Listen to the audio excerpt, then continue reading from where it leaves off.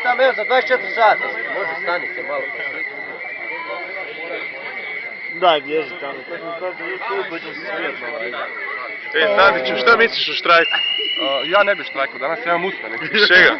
Iz alata i naprava. A ti?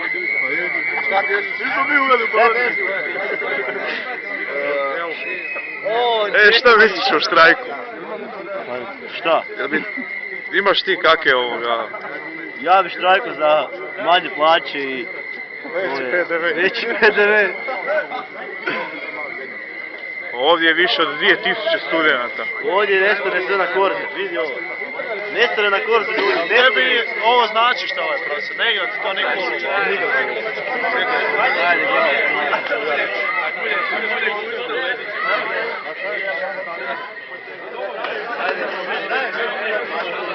Ajde,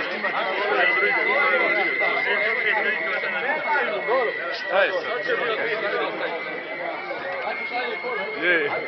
Šta misliš o štrajku? Šta mislim o štrajku? Da. Treba nam poveći plaće. Treba, a? Uvesti više ispitne rokova.